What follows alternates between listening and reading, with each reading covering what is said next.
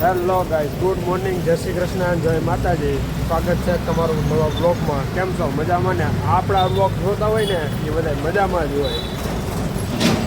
તો મસ્ત સવાર પડી ગઈ છે અને હવે આપણે જઈએ ઓફિસ બાજુ.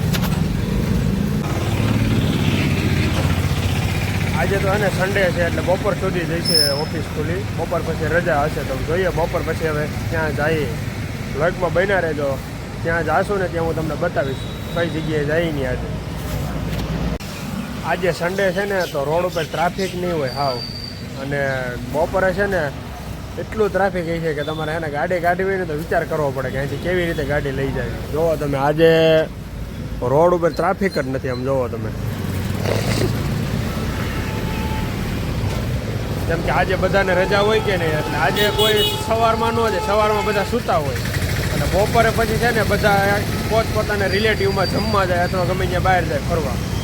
તો બધા એવી રીતે જતા હોય એટલે છે ને બપોર પછી તો ફૂલ ટ્રાફિક થઈ જાય છે સન્ડેના દિવસે. એક કામ એવું છે કે એક કામ થાય ને તો એક માણસ સુખી થાય અને એક માણસ દુઃખી થાય. તો કયું કામ છે ને હું તમને બતાવું. જોવો તમે,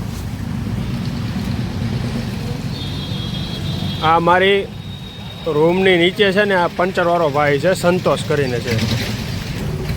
તો સંતોષને કેવું થાય કે જો સવારમાં પંચરવાળો આવી જાય ને તો એને એમ થઈ જાય કે ચાલો મારો ધંધો ચાલો સારો હાલશે. આજ પોણી તો થઈ ગઈ સવારમાં. અને જે ગાડીવાળા ભાઈને પંચર પીડ્યું છે ને એ ભાઈ એમ કહેતા છે કે અરે આ સવારમાં ક્યાં પંચર પીડ્યું મારે, એ તો ઓફિસે જવાનું લેટ થતું હોય. એટલે જોઈ શકો છો તમે આપણે આ નજારો. બાકી તમને તો ખબર જ છે, ઠાકરે કોઈનું અટકવા નથી દીધું. એટલે લાગશે વાર, આવશે મજા.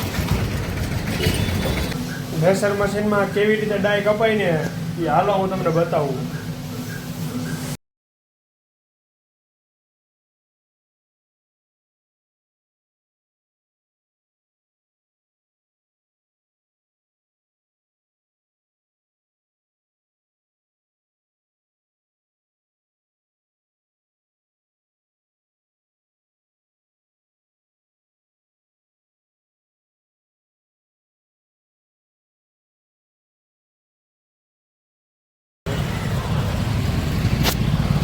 મસ્ત આજે સન્ડે હતો એટલે થોડીક વાર આરામ કરી લીધું, સૂઈ ગયા હતા. અને હવે આપણે જઈએ કંઈક નાસ્તો કરવા. રવિવાર છે એટલે જોઈએ કેવું ટ્રાફિક છે એ પ્રમાણે કંઈક નાસ્તો કરવા જઈએ. અને મેં તમને કીધું હતું ને કે બપોર પછી ફૂલ ટ્રાફિક હશે. તો જોવો તમે રોડ ઉપર અત્યારે ટ્રાફિક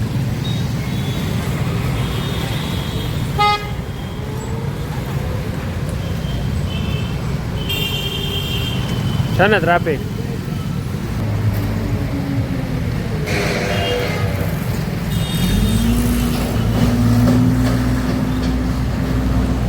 જોવો છો ને તમે, રવિવારે ટ્રાફિક જ એવડું હોય. જો 4 વ્હીલની લાઈન છે સતત એકધારી, ટ્રાફિક જ એવડું હોય.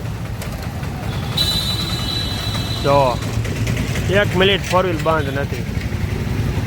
એમાં આ ભાઈને રોંગમાં જવું છે. એક તો ઓલા બધા આવે છે એમાં આ ભાઈને રોંગમાં જવું છે. અહીંથી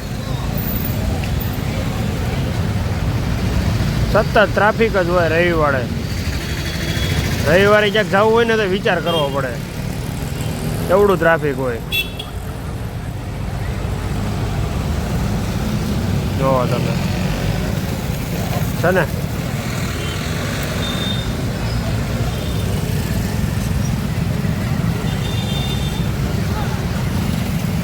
બધા કપલમાં જ છે બધા. આપણી અગાસી ઉપરથી સુરતનો કેવો વ્યૂ આવે ને હું તમને બતાવું. જોવો તમે,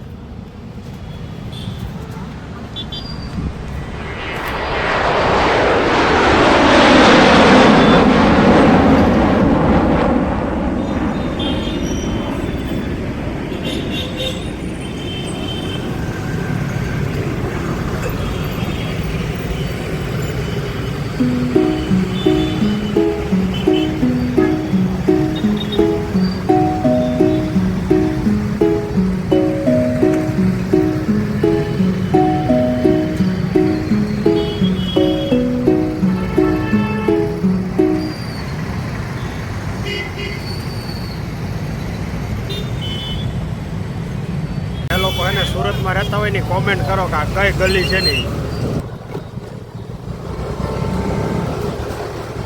જેને ખબર હોય ને કોમેન્ટ કરજો આ કઈ ગલી છે ને.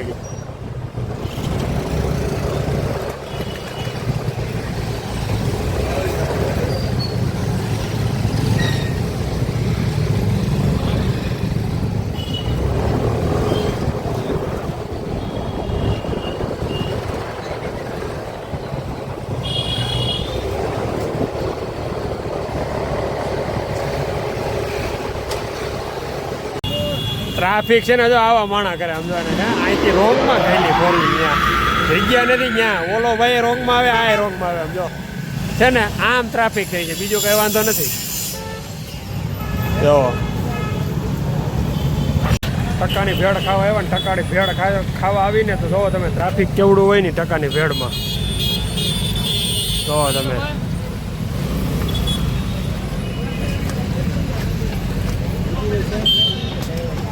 જો વારો જ ન આવે આમાં. મેં કોણ વેચે છે ને તમને ખબર જ ન પડે, એટલા માણસો ઊભા હોય અહીંયા. જોવો તમે, જોવો ભેળ આવી ગઈ આપણી મસ્ત, એક પછી એક ઓર્ડર. કાંદા હોય, મરચાં ને બધું હોય કટિંગ, લીલા કાંદા હોય. કેમ છે બાકી ભેળ જોવો તમે, ખાઓ એટલે એકવાર મોઢામાં પાણી આવી જાય. આ છે ને તીખી ચટણી છે, ત્યાંની તમારે થોડી ખાવી હોય ને તો એ તમે તીખી ચટણી ખાઈ શકો, એના માટે અલગથી આપે આપને. બાકી હે ને હોટલમાં જાઓ ને તો ચમચી આપે, અહીંયા ચમચી ન હોય, આ રીતનું કાર્ડ હોય. તો તમારે છે ને આનાથી ખાવાનું, આમાં લઈ લેવાના તમારે જોતા હોય ને એટલા કાર્ડ, આનાથી ખાવાનું. કેમ બાકી ભેળ એક નંબર હોય, એમાં કંઈ ઘટે નહીં. જોવો તમે જમીને ફ્રી થઈ ગયા છે અને આપણે કાકાના ઘરે બેસવા જવાનું છે. તો ભાઈનો કોલ આવે ને ત્યાં સુધી થોડીક વાર વેઇટ કરીએ અને પછી જઈએ કાકાના ઘરે બેસવા. તો ફાઇનલી હવે આપણે કાકાની ઘરે જવાનો ટાઈમ થઈ ગયો છે અને ભાઈનો કોલ આવી ગયો છે, તો આપણે જઈએ કાકાની ઘરે.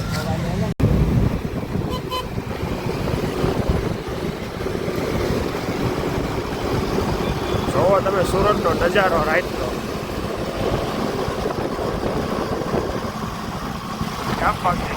બ્રિજ ઉપર કંઈક વસ્તુ જ અલગ હોય. અને મેટ્રોનું કામ હાલે છે અત્યારે જોરદાર. જ્યારે મેટ્રો શરૂ થાય ને ત્યારે કંઈક અલગ જ વાઇબ છે સુરતનો નજારો.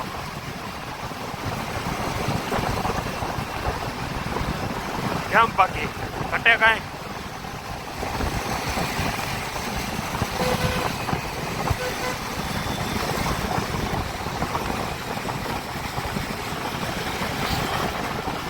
મજા તો એને સુરતમાં જ છે,